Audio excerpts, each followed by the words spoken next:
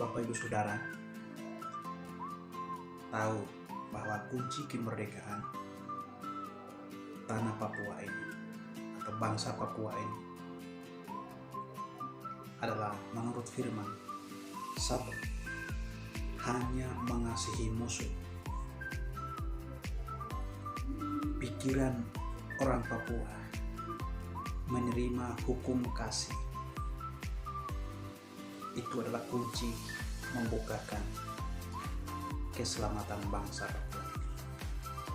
Saya tidak menyinggung tentang kemerdekaan dalam politik. Ada yang membantai saya, ya, jangan rohani mencampur dengan politik. Tetapi saya punya pendapat, ya, saya punya pendapat sendiri bahwa kita berbicara merdeka, ya, kita menyelamatkan bangsa. Jadi tidak terpisah secara jasmani dan rohani. Jadi kita merdeka secara jasmani dan rohani, tidak terpisah. Ya, sehingga Papua ini dilihat biji mata Tuhan. Seluruh dunia melihat dan memandang Papua adalah biji mata Tuhan. Dan kerajaan damai itu mendirikan di atas tanah Papua. Tidak ada di tempat lain. Pandangan dunia seperti itu. Kerajaan damai mendirikan di atas tanah Papua. Bagaimana cara kerajaan damai ini mendirikan di atas tanah Papua? Damai itu ketika hukum kasih itu bersinar dari dalam hati kami orang Papua, pikiran kami orang Papua, ya, mengasihi musuh, mengasihi sesama manusia, menerima hukum kasih itu, ya. Jadi kami harus mengakui bahwa keselamatan itu ada di dalam hukum kasih itu, perdamaian itu. Jadi pikiran kita untuk berdamai, pikiran kita untuk mengampuni musuh, pikiran kita untuk merendahkan diri, itu kerangka berpikirnya. Itu yang disebut ideologi. Ya. Seseorang mendirikan negara itu berdasarkan ideologi. Ideologi itu kerangka berpikir berdirinya suatu bangsa atau suatu negara. Maka Papua hari ini punya ideologi kerangka berpikir, ya, itu seperti apa? Ya, seperti apa? Saya berpikir hukum kasih kita taruh di dalam hati pikiran kita, dan itu akan memerdekakan kita. Dan itu menjadi ideologi. Itu menjadi ideologi. Itu yang dilihat. Papua mendirikan kerajaan damai di atas tanah. Karena Papua ini adalah biji mata Tuhan. Seperti itu. Dunia memandang orang-orang Papua punya potensinya bagus, ya, punya kemampuannya bagus, punya alam kekayaannya bagus. Tetapi bagaimana kemampuan kita hari ini menyatakan itu?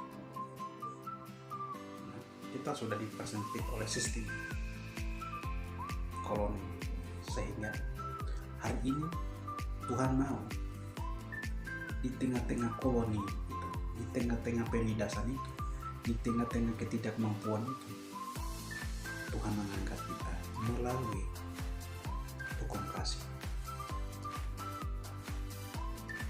Tuhan mengangkat kita melalui hukum kasih. Tuhan mendirikan kita kerajaan damai melalui hukum damai itu. Tidak ada dengan hukum lain, ideologi apapun. Pasti ada egois. Selama ini menjadi ego karena kerangka berpikirnya itu. Jadi sebaiknya Bapak Ibu Saudara, orang Papua, mari kita bersandar dan meninggikan hukum Kristus sebagai keselamatan kami, sebagai kerangka berpikir kita keselamatan. Itu adalah hukum kasih itu, dan kita menghormati salib sebagai kerendahan hati kita.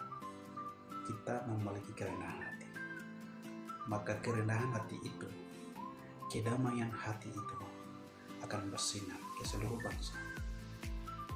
Yang dimaksud Papua menjadi bercahaya, Papua menjadi bintang, menjadi berkat di seluruh bangsa. Itu ketika kita memiliki pikiran, memiliki ideologi yang merendahkan diri itu, yang mengampuni musuh itu, ya, itu yang bersinar. Bukan bintang itu yang bersinar, tetapi hati kita itu yang bersinar. Jadi tanda hati kita merendahkan diri itu adalah salib, menerima salib Kristus dan meninggikan salib Kristus. Karena salib itu pada dasarnya hanya penderitaan, tapi kita mengartikan salib sebagai kerendahan hati.